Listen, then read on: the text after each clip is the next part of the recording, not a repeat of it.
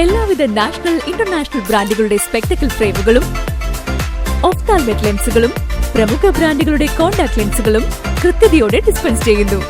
കാഴ്ചയുടെ പൊരുളറിഞ്ഞ പാരമ്പര്യം. കുന്നക്കൽ ഓപ്റ്റിക്കൽസ്, എരമല്ലൂർ.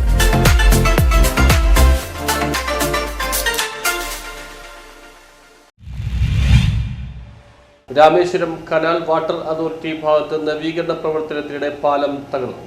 രാമേശ്വരം കനാലിന് കുറുകെ വാട്ടർ അതോറിറ്റി റോഡ് ഭാഗത്ത് പാലം നവീകരിക്കുന്നതിനിടെ തകർന്നു വീണു. കഴിഞ്ഞ ദിവസം വൈകിട്ടോടെയാണ് പാലം നവീകരണം നടക്കുന്നതിന് മധ്യഭാഗത്ത് നിന്ന് തകർന്ന് കനാലിൽ പതിച്ചത്. നിർമ്മാണ തൊഴിലാളികളുണ്ടായെങ്കിലും മറ്റ് അപകടമൊന്നും ഉണ്ടായില്ല. 7 കുടുംബങ്ങൾക്കുള്ള സഞ്ചാരമാർഗമാണ് ഈ പാലം. 30 വർഷം മുമ്പ് പണിത പാലം നഗരസഭയുടെ അനുമതിയോടെയുള്ളതല്ലെന്ന് കൗൺസിലർ ഷീല തദേവുസ് വ്യക്തമാക്കി. പാലത്തിന്റെ കോൺക്രീറ്റുകൾ തകർന്നതിനെ തുടർന്ന് ഇവിടുത്തുകാർ പാലം നവീകരിക്കാൻ തീരുമാനിച്ചു. പാലത്തിൽ കൂടുതൽ ഭാരത്തിൽ കോൺക്രീറ്റ് ചെയ്താണ് തകരാൻ കാരണമെന്നാണ് നിഗമനം. പാലത്തിന്റെ മധ്യഭാഗത്ത് തൂണുകളുണ്ടായിരുന്നില്ല. ഇതും തകർച്ചയ്ക്ക് ആക്കം കൂട്ടി. പാലം തകർന്നതോടെ 7 കുടുംബങ്ങൾക്ക് സഞ്ചാരമാർഗമില്ലാതായി. അതോറിറ്റിക്ക് തൊട്ടടുത്തുള്ള ഒരു സ്വകാര്യ പാലമാണ് ഇവിടെ നിർമ്മാണം നടക്കുന്നത്.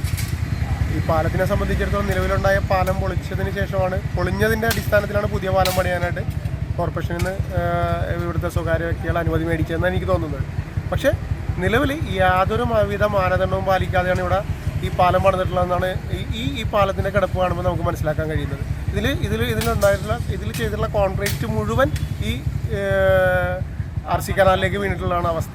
കാരണം നിലവിൽ തന്നെ വലിയ വേലിയേറ്റ സമയത്ത് വെള്ളപ്പൊക്കം അനുഭവപ്പെടുന്ന ഒരു പ്രദേശമാണ്. അവിടെ അതിനേക്കാളും രൂക്ഷമാകുന്ന രീതിയിലാണ് ഈ RC കനാലിലേക്ക് ഈ കോൺക്രീറ്റ് വീണത്. നാളെ ഇത് ഒട്ടും തന്നെ നീക്കാൻ പറ്റാത്തൊരു സാഹചര്യത്തിലേക്ക് ഇത് പോകും. അതാണ് ഇവിടുത്തെ അവസ്ഥ. അധികാരികളുടെ സാധാരണഗതിയിൽ ഒരു പാലം പണിയുമ്പോൾ ടൗൺ പ്ലാനിങ്ങിൻ്റെ അനുമതിയോടുകൂടി മാത്രമേ പാലം നിർമ്മിക്കാൻ കഴിയുള്ളൂ. പക്ഷേ ഇത് എന്തിൻ്റെ അടിസ്ഥാനത്തിലാണ് ഇത്തരത്തിലൊരു പാലം, അല്ലെങ്കിൽ അധികാരികളുടെ യാതൊരു പരിശോധനയും കൂടാതെ ഇത്തരത്തിലൊരു പാലം നിർമ്മാണം നടക്കുന്നതെന്ന്. ഇതിനെ തുടർന്ന് കൗൺസിലർ ഷീല തദേവുസ് ഇടപെട്ട് സ്വകാര്യ വ്യക്തികളുടെ സ്ഥലത്ത് കൂടി താൽക്കാലികമായി ഇവർക്ക് സഞ്ചരിക്കുന്നതിനുള്ള സൗകര്യമൊരുക്കിയിട്ടുണ്ട്. നഗരസഭയുടെ അനുമതി വാങ്ങിയതിനു ശേഷം പാലം നിർമ്മാണം നടത്തിയാൽ മതിയെന്ന് നിർദ്ദേശം നൽകിയതായി കൗൺസിലർ പറഞ്ഞു. News bureau, Mattancherry.